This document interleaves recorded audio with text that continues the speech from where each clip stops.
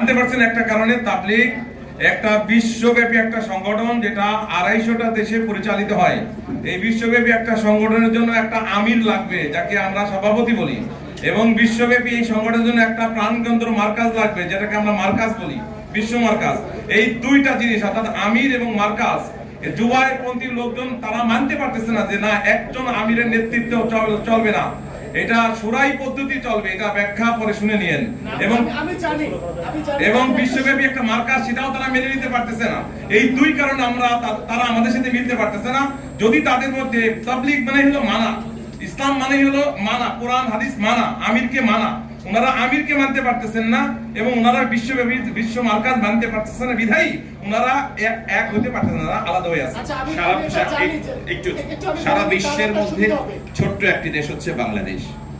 বাংলাদেশে শুধু একটা গ্রুপ কিছু সংখ্যক মানুষ মানতে পারছে না, আর সারা পৃথিবী মানতে পারছে। সারা পৃথিবীতে উনি সফর করছেন, নিজামুদ্দিনের লোকজন সফর করছে, আমরা সফর করছি। অসংখ্য দেশে আল্লাহ আমাদেরকে যাওয়ার সুযোগ দিচ্ছেন, আমরা এখানে যারা আছি অসংখ্য দেশে সারা পৃথিবী মানতে পারছে। বাংলাদেশে একটা ছোট্ট দেশ ওয়ার্ল্ডের মধ্যে আর একটা ছোট্ট দল মানতে পারছে না, তাতে কি মানার সাদ সাহেব ভুল হয়ে গেলেন? সহজ হিসাব মেলানো যায়। একটু যোগ করি, সেটা হচ্ছে আমি জানি তাদের একটা শুরায়ে নিজাম আছে যেখানে 10 জনের অধিক সদস্য আছে এবং প্রতিটা কাজের সময় একজনকে প্রধান করা হয়। তাহলে তারা তো প্রধান একজনকে বানান শুরায়ে নিজামের মাধ্যমে, তাহলে তাদের ভুলটা আসলে আপনি বলেন যে একজন 10 জনের 10টা মত আছে।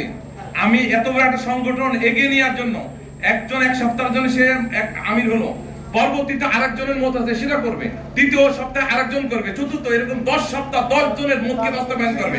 এটা কিভাবে সম্ভব?